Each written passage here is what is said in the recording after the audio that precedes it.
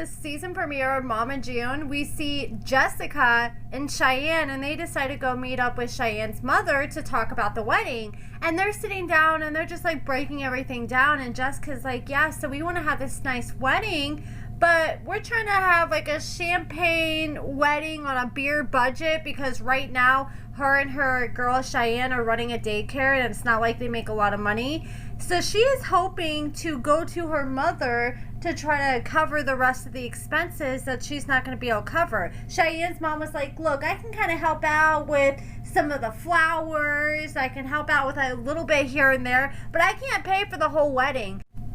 At first, I was kind of like, I mean, if you guys can't afford to have this extravagant wedding, then maybe you should take it down a few notches and just like have a basic wedding like at a local park or something. Or maybe they should hold off on having the wedding for a few more years so they can try to save up some more money. I don't know, maybe it's because I come from a different type of family, but I've never just like thought to, if I was going to get married, to go to my parents to help financially. But I do know that there's families out there that do stuff like that. You know, there's some families where the bride's dad feels like he's responsible for the wedding. Other parents feel like they're responsible for the whole thing. From the kind of family I'm from, they're kind of like Cheyenne's family. Like, oh, we're not going to pay for the whole thing, but if you want us to help, we can definitely help a little bit here or there.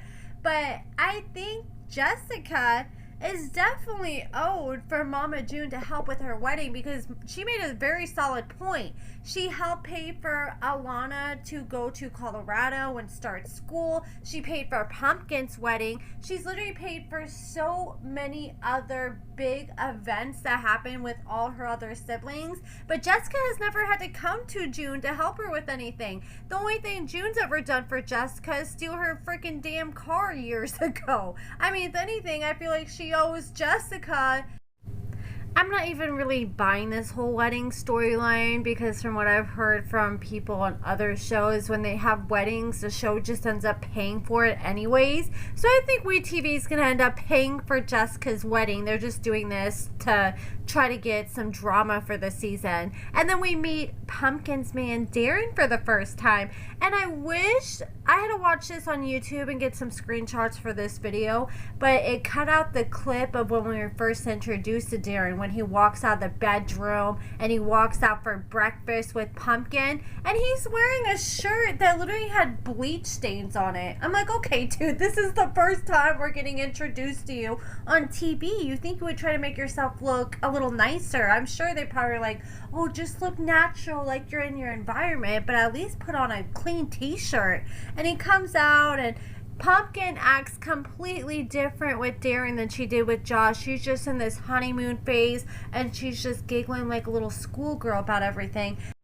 That little scraggly beard though, it's gots to go. And he had different energy than what I was expecting. I don't know, when I saw his pictures with Pumpkin, I was just expecting more of like a laid back, quiet guy. I don't know, that maybe said something here and there.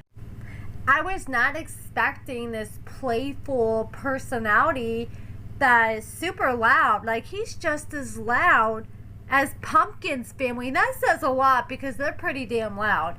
And they were talking about, oh yeah, we got these matching tattoos together. He got her lips tatted on his neck, and then she got the same tattoo on her arm. But for the people who've been watching the show and pay attention to what happens on social media, this happened before they even told us about it, because she had the freaking kiss tattoo on her arm when she was seeing the lawyer talking about her divorce with Josh last season. And that's something I called out last season.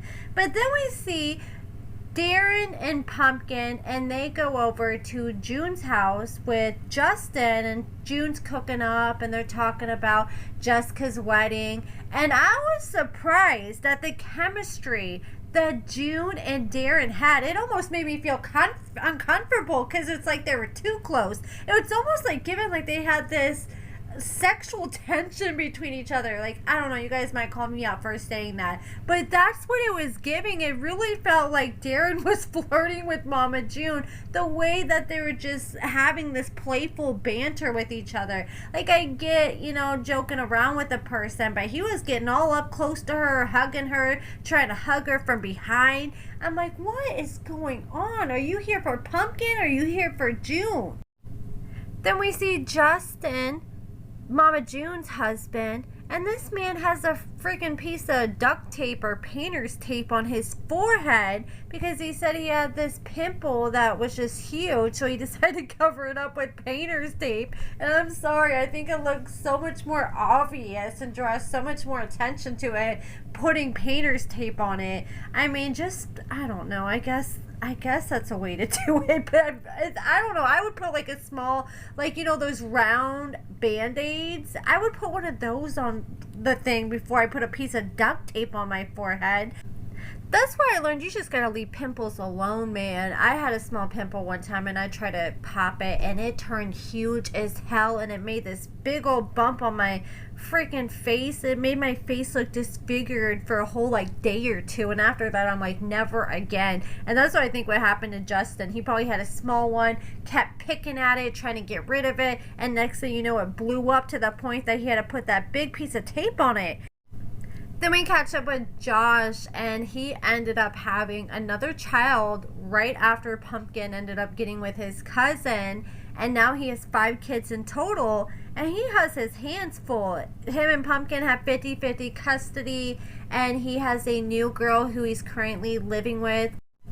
He still is so upset over the fact that Pumpkin got with his cousin Darrin, and he doesn't even want to see Darrin, so whenever he comes in, picks up or drops off the kids, Pumpkin always makes sure Darrin leaves. And oh yeah, I forgot to mention, Pumpkin and Darrin are living together too. She didn't waste no time moving him in. And I guess they decided to go to this, I guess Darrin decided to take Pumpkin to this candle making place so they could make a candle and have a date night. So they go to this place and they park and they go inside and they're making these candles, and I guess Josh hits up Pumpkin and he's like, okay, I'm headed to come drop out the kids, and Pumpkin starts freaking out because they still have some time to go before their candles are finished, and she doesn't know what to do because Darrin's still right here. And so she rushes Darrin through this date, and he's hella pissed off and has an attitude over it because he's like, well, what's the point of taking you out if we're just gonna freaking rush the whole time? And then after they left, this is what drove me crazy. I noticed with my little eyes, you guys know I always notice when they have inconsistencies on this show. You know, they go out to the car and they're about to drive off, and next thing you know, the battery won't start, the car won't start, so they can't drive off, they're stuck. Pumpkin's freaking out because she's like, oh my god, Josh is gonna pull up and see you, what am I gonna do? And Darrin was highly annoyed. But you know what I noticed? This is where they parked when they went inside the candle place, and this is where they were when they came out. Why is the car in a whole different parking spot? They weren't even in the same parking spot, which makes me think, okay, what is going on here? I hate, like, this show. They just have so many things that you can point out for days, like, that don't add up with this show. But yeah, after their car wouldn't start, Pumpkin's freaking out, and that's when they end the show. And they showed for this season, it looks like they're going to really focus on Jessica and her wedding.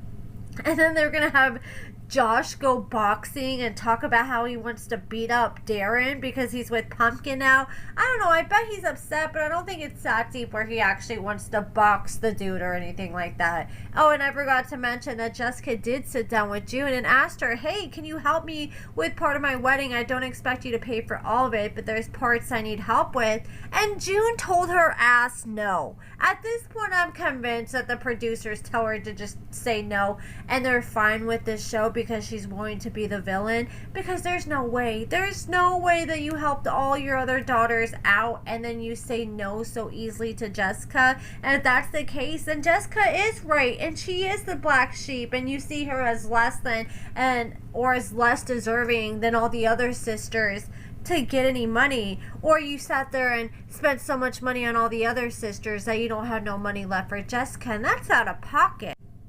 Then we saw Alana, and Alana's doing really good. She's in her sophomore year of nursing school, so she's already halfway through, and she has like a 3.75 GPA. Good for her. I'm really proud of her. I'm not gonna lie. At first I was like, I don't know if she's gonna do it, because she has this TV show they've had for so long, like 20 damn years now.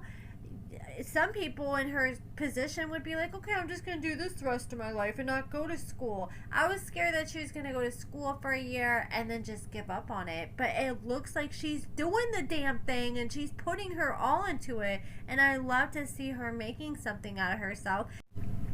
I wonder if her man's ever going to propose to her. I mean, they've been together for a while at this point. You would think an engagement would be coming soon, but she was like asked if they're ever going to get married or anything, and she really has no idea. But I would think that Alana would want a family and marriage like the rest of her other family members have. But yeah, let me know what you guys think about everything in the comments below, and what did you think about this season premiere.